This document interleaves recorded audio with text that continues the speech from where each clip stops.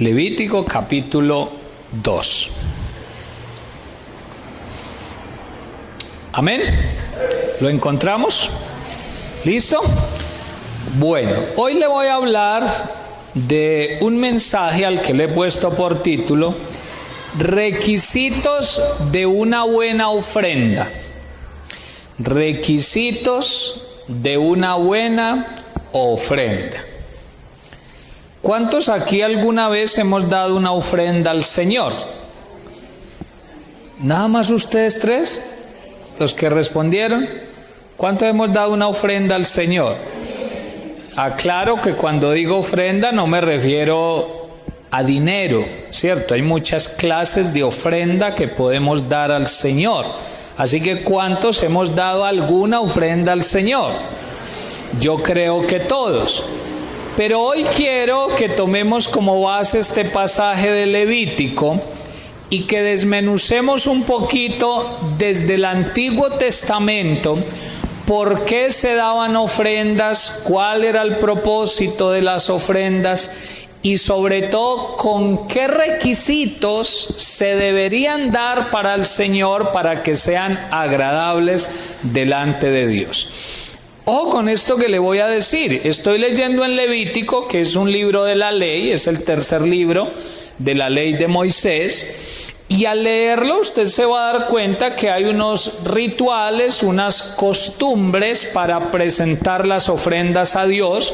Yo no pretendo decirle que a partir de hoy vamos a traer las ofrendas de esa manera. Ese no es el propósito del mensaje. Lo que pretendo es que saquemos de esas costumbres del Antiguo Testamento la enseñanza espiritual, el valor espiritual, el significado espiritual para nuestros días, y que lo contextualicemos y que lo apliquemos en este momento a nuestra vida. Amén. O sea, que no va a salir usted diciendo: ay, a partir del domingo hay que traer de ofrenda unas tortas de harina, ¿cierto? Porque ahí dice que se presentaban unas tortas de harina delante del Señor. No vaya a llegar por favor el domingo con tortas de harina, ¿cierto? Si me las trae ya como desayuno, yo se las recibo, no hay ningún problema. Pero no es ese tipo de ofrenda, pero sí podemos extraer de ahí el valor espiritual que tiene para nuestros días. Amén. Entonces, requisitos de una buena ofrenda. Voy a empezar a leer en el verso 1 de Levítico 2. Cuando llegue a ciertas palabras o a ciertas frases, le voy a hacer énfasis en esas palabras. Note, por ejemplo, de que hay unas palabras que se van a repetir, unas frases que se van a repetir. Le explicaré algunas cosas de esas palabras y frases y al final sacaremos unas conclusiones. Versículo 1 dice: cuando alguna persona ofreciere, ¿qué? Oblación. Tenga en cuenta esa primera palabra, oblación. Amén. Cuando alguna persona ofreciere oblación, ¿a quién? A Jehová. Su ofrenda será flor de harina, sobre la cual echará aceite y pondrá sobre ella incienso. Y la traerá a los sacerdotes. ¿A dónde la va a llevar? ¿Dónde los sacerdotes? Hijos de Aarón, y de ello tomará el sacerdote su puño lleno de la flor de harina y del aceite con todo el incienso, y lo hará ¿qué? Arder, o sea, lo va a quemar. ¿Sobre qué? Sobre el altar para memorial, o sea, para que sea recordada esa ofrenda. Ofrenda encendida es de olor ¿qué? Grato a Jehová. Entonces, hasta ahí le he resaltado unas palabras. En el verso 1 empieza diciendo que cuando una persona ofreciere ¿qué? Oblación. Ahora vamos a explicar qué es oblación. Luego en el verso 2 dice que esa ofrenda, ¿donde quién la llevaban? Donde los sacerdotes. Luego dice en la mitad del versículo que esa ofrenda era de flor de harina, de aceite y que tenía también incienso. Generalmente eran esos 3 elementos principales. Flor de harina, que era una harina muy fina. Escuche eso, cuando decimos fina, yo creo que comprendemos muy menuditica, ¿cierto? Muy bien elaborada. Para explicarle, muy suave, exactamente. Para explicarle eso, mire, le coloco este ejemplo. Alguna vez yo le contaba que en el Amazonas, aquí en nuestro país, los indígenas y los habitantes del Amazonas, ellos manejan un tipo de harina que se llama la fariña y la farofa. Pero mire cómo la hacen para que podamos comprender este pasaje. Ellos toman trozos de yuca, pelan la yuca, lo echan en un costal, ese costal lo tiran al río, obviamente amarrado a la orilla, luego durante días eso se fermenta, entonces la yuca se va ablandando un poquito, se va fermentando, ellos saben en qué punto tienen que sacarlo, luego a las mujeres las ponen aquí en unas vasijas muy grandes, con algo parecido a un rallador, pero digo parecido porque no es el rallador de nosotros, el pequeñitico, el que tenemos de acero inoxidable en la casa. Es algo parecido a un rallador que ahora no tengo las palabras para detallárselo. Y ellas empiezan a desmenuzar esa yuca que ha sido fermentada y luego con esos trocitos los llevan a unas pailas que han sido puestas encima del fuego, le echan mantequilla, la empiezan a tostar y esa harina se va pegando, va formando bolitas, por decirlo de esa manera, y entonces la que sale con bolitas muy grandes, esa se llama la fariña. Y es la que le venden a personas que no tienen muy buenos recursos económicos para pagar ese tipo de harina. O sea, la gente del común, los estratos sociales del común, ¿cuál utilizan? La fariña. Pero resulta que otras personas que tienen con qué pagar dicen, no, esa tiene bolitas muy duras y muy grandes, yo la quiero más menudita. Entonces le venden la farofa. Y la farofa es simplemente la misma harina de yuca, pero elaborada con más cuidado, de tal forma que las bolitas quedan muy diminutas y son muy agradables al paladar. Resulta que si ese ejemplo lo traigo a la palabra del Señor, entonces debo decir que esta flor de harina con la que se ofrecía ofrenda al Señor no podía ser cualquier harina. Llevémosle al Señor eso ahí, cualquier fariña. No, era una harina suave, bien elaborada, se gastó el tiempo preparándola porque era ¿para quién? Para el Señor. Y como era para el Señor, para Dios es lo mejor. Porque a veces el ser humano tiene el concepto de que como es para Dios y Dios es amor, pues démosle lo que sea al Señor, que Él lo recibe siempre y cuando venga de un corazón lleno de amor. Pero precisamente acá nos vamos a dar cuenta que cuando mi corazón está lleno de amor por Dios, yo me esmero en hacer bien las cosas para la persona que amo. Amén. Eso es mentiras cuando el cristiano dice, no, mi ofrenda no evidencia lo que tengo adentro. Es que el Señor me conoce y mi corazón sí se lo ofrezco al Señor. Y en su ofrenda no evidencia que ama al Señor. Esas dos cosas no van de la mano. Aquí nos vamos a dar cuenta que cuando uno le ha entregado el corazón a Dios, uno se esmera por darle a Dios lo mejor, porque es para el Señor. Amén. Sigamos leyendo. Quería hacerle esa explicación de la harina.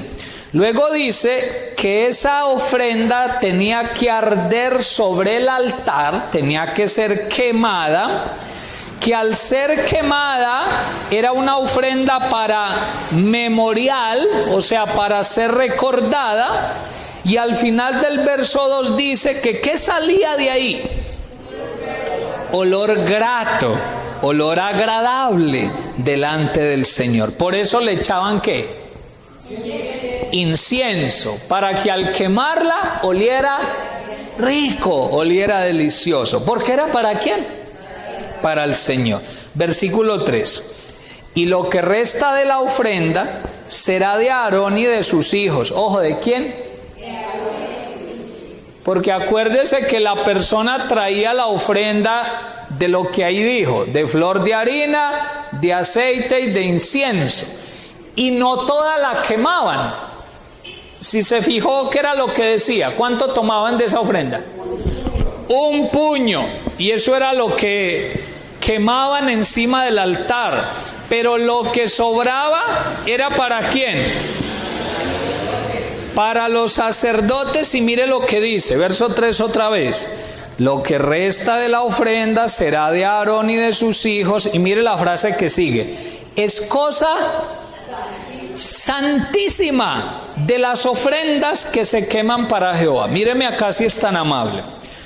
Cuando usted lee Levítico, Números, Deuteronomio, los libros de la ley de Moisés, se va a encontrar con dos frases que deben llamarnos la atención.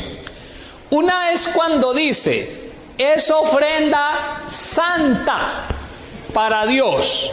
Y otra es cuando dice ofrenda santísima. Es diferente, ¿sí? La ofrenda santa era para los levitas, aún los que no ministraban en el lugar santo y en el lugar santísimo. Usted sabe que el tabernáculo de reunión estaba dividido en 3 secciones. La más externa era el atrio, donde estaba el altar del holocausto, y ahí servían unos levitas que tenían un trabajo muy elogiable. Pero todos esos levitas no podían entrar al lugar santo y mucho menos al lugar santísimo. Usted sabe que al lugar santísimo solo entraba el sumo sacerdote. Ojo, no el sacerdote, el sumo sacerdote. Y en el lugar santo solo ministraban los hijos de Aarón. O sea, los hijos del sumo sacerdote. Si no estoy mal, se llamaban Nadab, Abiú, Eleazar e Itamar. Esas 4 personas ministraban en el lugar santísimo, en el lugar santo, perdón. Y resulta que entonces cuando la palabra dice ofrenda santa, está diciendo que los levitas que ministraban en el atrio podían tomar de esas ofrendas. Pero cuando dice que la ofrenda era santísima, los levitas, los del atrio, no la podían tomar, sino solamente ¿cuáles? Los sacerdotes del lugar santo y del lugar santísimo. Esa ofrenda solo era para esas personas. Y se lo estoy explicando por la siguiente razón. Hay personas que, aunque son cristianas, no han comprendido que lo que Dios nos pide darle para Él, usted tiene la responsabilidad de llevarlo ante unas personas que Dios ha escogido para que administren esas ofrendas. Amén. Usted dirá, pero ¿por qué tiene que ser así? Yo le respondo con todo el respeto, pregúntele al Señor. Así lo estableció Dios desde un principio, ¿sí? Porque hay personas cristianas que dicen, no, yo sí le ofrendo a Dios, pero yo de llevar eso a la iglesia, yo no lo llevo. Yo hago lo que quiera con mi ofrenda, hago obra social, reparto mercados, le doy medicamentos a una persona que los necesite, pero eso de llevarlo a la iglesia no. Pues yo le estoy mostrando por la Biblia que ese ha sido el modelo de Dios desde el comienzo. Y Dios siempre dijo que la ofrenda había que llevarla ¿a dónde? Al lugar de reunión, para que fuera recibida por ¿quiénes? por los sacerdotes que el Señor ha colocado, ¿cierto? Y cuando lo hacemos bajo la manera del Señor, siempre vamos a recibir bendición. ¿Cuántos decimos amén? Sigue diciendo el verso 3, le sigo explicando. Es cosa santísima de las ofrendas que se queman para Jehová. Versículo 4. Cuando ofrecieres ofrenda cocida en horno, será de tortas de flor de harina, ¿sin qué? Sin levadura, amasadas con aceite, y hojaldres, ¿sin qué? Sin levadura, untadas con aceite. Mas si ofrecieres ofrenda de sartén, será de flor de harina, sin levadura. ¿Cuántas veces va sin levadura? 3. Amasada con aceite, verso 6, la cual partirás en piezas. Escuche esa palabra, partir. Partirás en piezas y echarás sobre ella aceite, es ofrenda. Si ofrecieres ofrenda cocida en cazuela, se hará de flor de harina con aceite. Versículo 8. Y traerás a Jehová la ofrenda que se hará de estas cosas y la presentarás al sacerdote, el cual la llevará ¿a dónde? Al altar. Y tomará el sacerdote de aquella ofrenda lo que sea para su memorial. ¿Y lo hará qué? Arder sobre el altar, ofrenda encendida de olor grato a Jehová. Y lo que resta de la ofrenda será de Aarón y de sus hijos, es cosa santísima de las ofrendas que se queman para Jehová. Ninguna ofrenda que ofreciereis a Jehová será con levadura. ¿Cuántas veces lo ha mencionado? Lleva 4. Porque de ninguna cosa leuda, ni de ninguna miel se ha de quemar ofrenda para Jehová. Como ofrenda de primicias las ofreceréis a Jehová, mas no subirán sobre el altar en olor grato. Y escuche el 3. ¿Y sazonarás con qué? Con sal toda ofrenda que presentes, y no harás que falte jamás de tu ofrenda la sal del pacto de tu Dios. En toda ofrenda tuya ofrecerás ¿qué? Sal. O sea que las torticas que se llevaban no las aceptaba Dios si no tenían ¿qué? Sal. Y usted dirá, ay, pero el Señor tan jodido, tan complicado, ¿cómo así que había que echarle sal? Porque cada cosa tiene un significado que ya lo vamos a ver. No podía presentarse una ofrenda sin ¿qué? Sin sal. Versículo 14. Si ofrecieres a Jehová ofrenda de primicias, tostarás al fuego las espigas verdes y el grano desmenuzado ofrecerás como ofrenda de tus primicias. Y pondrás sobre ella aceite y pondrás sobre ella incienso, es ofrenda. Y el sacerdote hará arder el memorial de él, parte del grano desmenuzado y el aceite con todo el incienso, es ofrenda encendida para Jehová. Le voy a explicar todo eso. ¿Qué significa la palabra oblación? Si lo quiere anotar, que fue la primera palabra con la que empezamos y dijimos que cuando una persona quisiera ofrecer, oblación. ¿Qué es una oblación?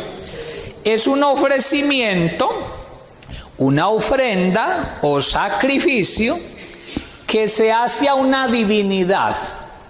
Tranquilo que le voy a repetir. Es un ofrecimiento, una ofrenda o un sacrificio que se hace a una divinidad. En este caso, ¿a quién?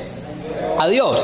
Pero hago la aclaración de que se hacía una divinidad porque de pronto encuentra la palabra en un relato donde se esté hablando de adoración a otro Dios y resulta que es válido. La gente también hacía oblación al que ellos consideraban su Dios, aunque no sea el Dios verdadero. Nosotros, ¿ante quién lo hacemos?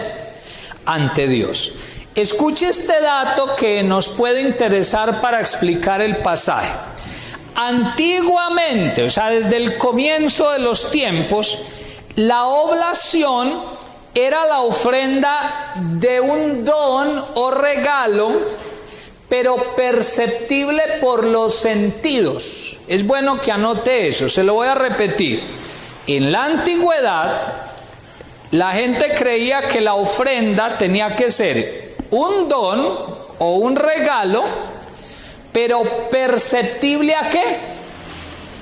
A los sentidos. ¿Cómo así? Se lo voy desmenuzando. La gente en la antigüedad tenía la convicción de que yo no podía decir, no, yo amo al Señor es aquí adentro. Y yo no tengo que hacer nada externo para demostrar mi amor al Señor. La gente de la antigüedad tenía eso muy claro, de que si uno amaba al Señor en el corazón, ¿cómo lo demostraba? Con ofrendas visibles, con ofrendas que se pudieran ver, oír, oler o tocar, pero tenía que ser algo perceptible ¿a qué? A los sentidos. O sea que no se podía decir, como ya se lo mencioné, ay no, yo nunca le doy nada al Señor, pero Él sabe que toda mi vida le pertenece a Él. Eso es mentiras. Porque si uno dice que toda la vida le pertenece a Él, y si de verdad uno lo tiene claro, uno no tendrá problema en dar al Señor cosas materiales, porque precisamente está reconociendo que todo es del Señor. ¿Sí me hago entender? O sea que es una contradicción cuando yo digo, ay no, mi corazón le pertenece al Señor, mi vida es del Señor, pero nunca da cosas visibles que demuestren ese amor por el Señor. Sigo diciendo, los antiguos sabían que era una ofrenda de un don o regalo perceptible por los sentidos, y complementa con esto, como manifestación o evidencia externa de la veneración, reverencia o adoración hacia la divinidad. Se lo repito todo.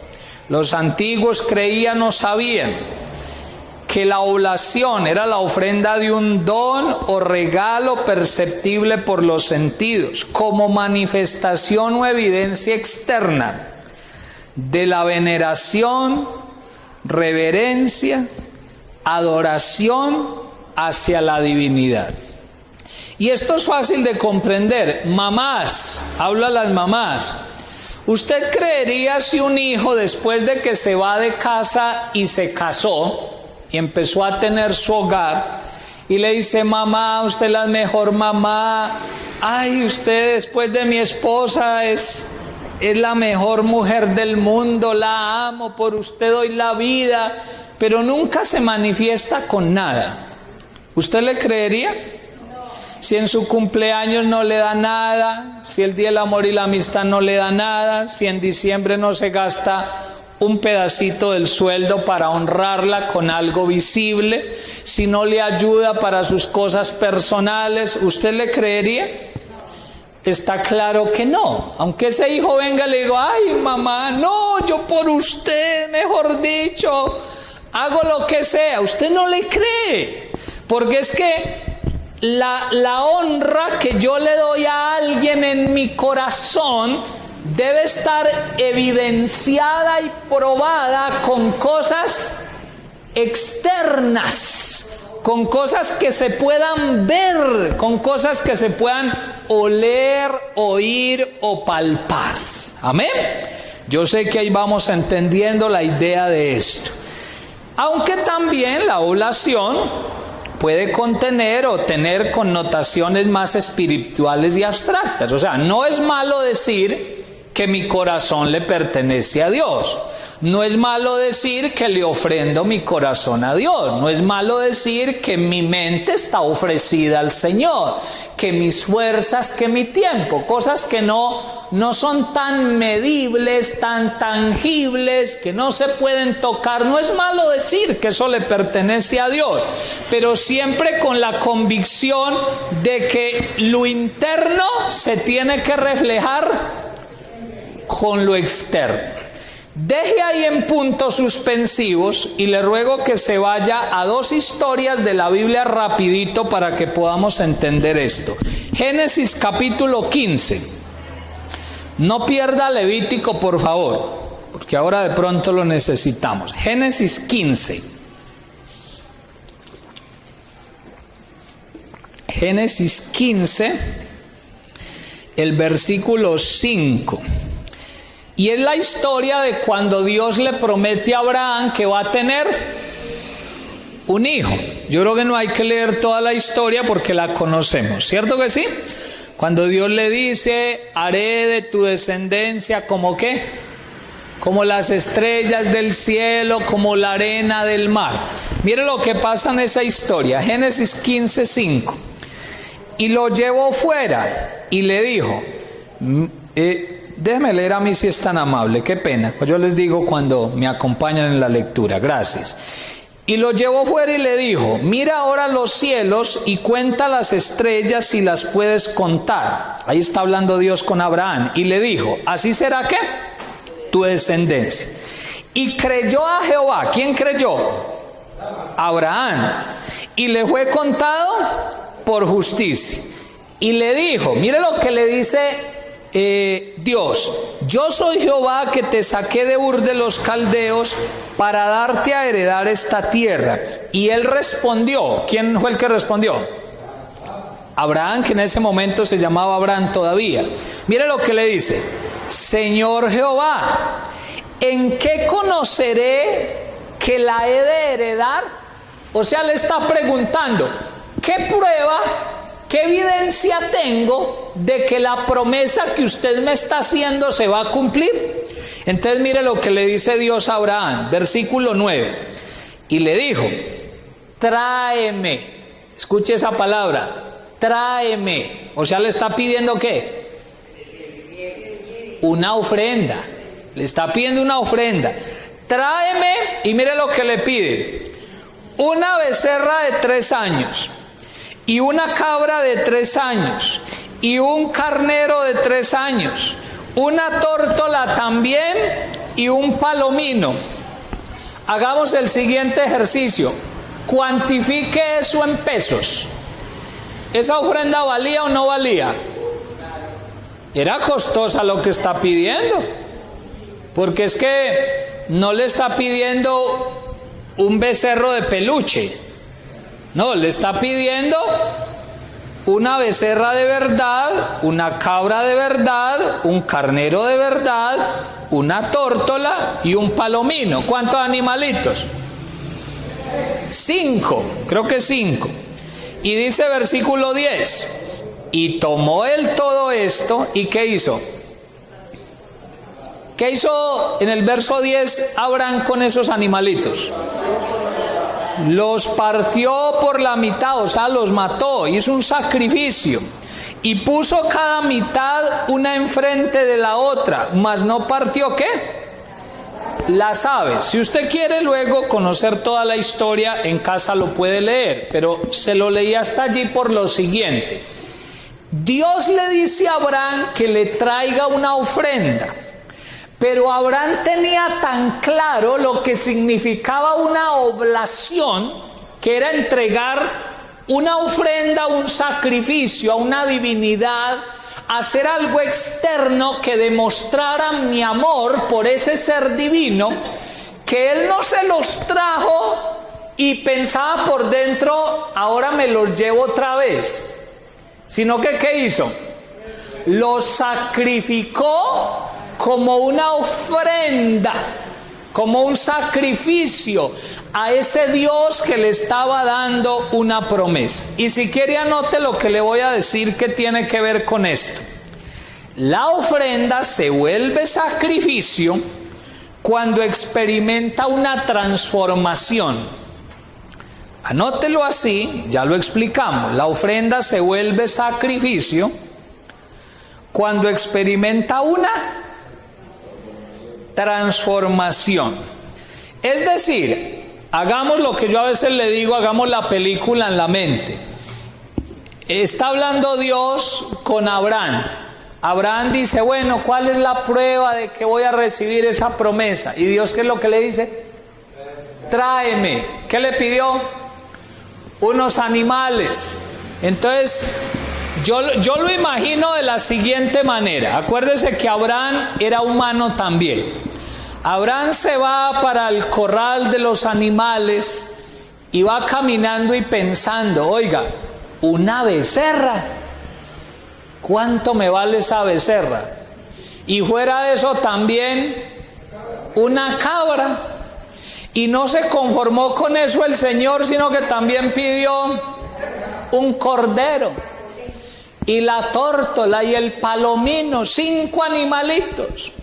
Pero resulta que Abraham estaba tan dispuesto a honrar a ese Dios que le estaba dando una promesa, que no solo los llevó pensando en que ahora me los vuelvo a llevar, sino que dijo, no, como es una ofrenda y como quiero que esa ofrenda se vuelva sacrificio, entonces deben ¿qué? Morir. Y dice que los partió por la mitad, hubo derramamiento de sangre, los sacrificó para que esa ofrenda se volviera un ¿qué? Un sacrificio. Por eso le di la frase que la ofrenda se vuelve sacrificio cuando experimenta ¿qué? Una transformación. ¿Cómo así? Le doy ejemplos de esa transformación: muerte, derramamiento de sangre, partirlo o quemarlo. ¿Y el quemarlo dónde lo vimos? En Levítico, donde estábamos leyendo. Todas las ofrendas que se hacían con ella en Levítico se quemaban y ardían delante de Dios como ¿qué? Como olor grato. O sea, pensemos en las torticas de harina. Una persona hacía las torticas con todo su esmero, con todo su sacrificio, porque eran ¿para quién? Para el Señor. Pero él sabía que las llevaba y en ese momento no recuperaba nada de las torticas. Ay, yo llevo las tortas y ahora parto con el sacerdote. ¿Era así? El sacerdote tomaba una parte y la quemaba en el altar para que la ofrenda se volviera ¿qué?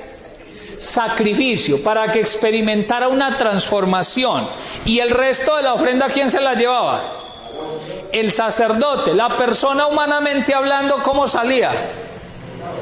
Con las manos vacías, pero con la confianza de que estaba agradando al Dios que ama, y que ese Dios que ama, eso que dejé, eso de lo que me desprendí, eso de lo que me desapegué, a lo que renuncié, Dios luego me lo va a recompensar.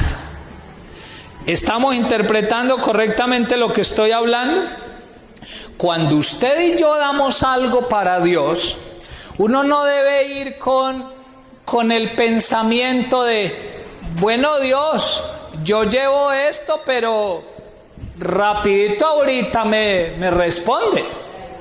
No, uno debe ir con la tranquilidad de que está agradando al Señor y que renunció a esa ofrenda. Ese regalo que está dando para Dios, ese don que está entregando para Dios, lo está haciendo con todo el amor, como una evidencia externa de adoración a su Dios.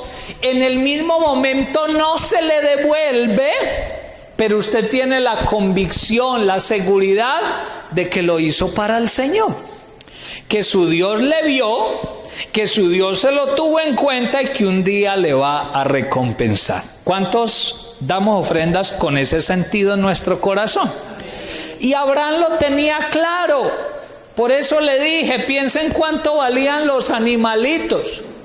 Los animalitos valían, eran costosos, ¿cierto que sí? 5 animalitos.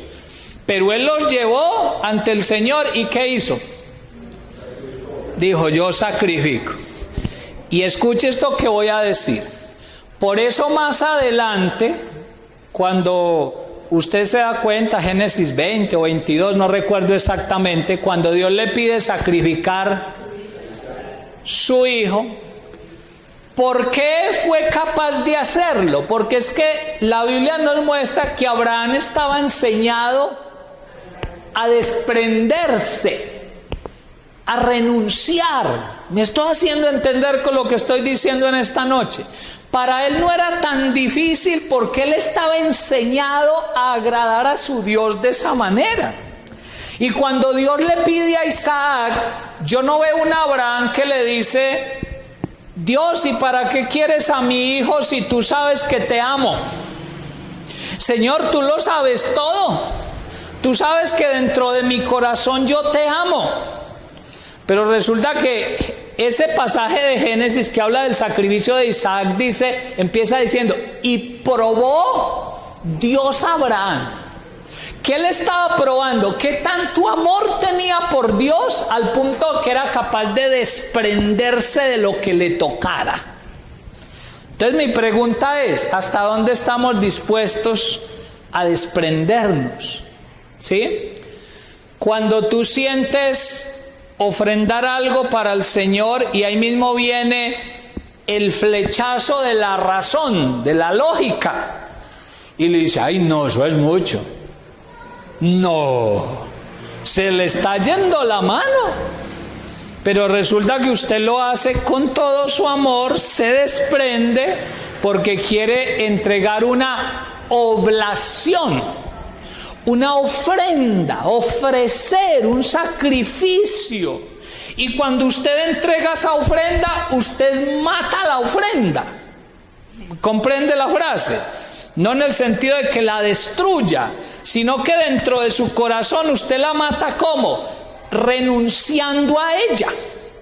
Porque si usted está dando y está diciendo: ay, Dios mío, ese billete azulito, ay, ay, ay, no, yo iba a dar era uno anaranjado y se me fue la mano. Cuando usted hace eso, usted no ha entendido lo que es una ofrenda para Dios. Usted se desprende, usted se suelta, usted dentro de su corazón, usted ha renunciado, ha matado ese apego. Por eso, porque los humanos nos apegamos a las cosas materiales, pero cuando Dios te pide algo y me pide algo, uno renuncia y confía que Dios le va a recompensar, pero quizás no ya. ¿Cuántos sabemos que puede que no sea ya? Pero después Dios me va a bendecir. Y mi interés no es estar preocupado: ay, Dios, ¿qué hubo pues? Esta semana ofrendé 3 veces. Rapidito pues, responde.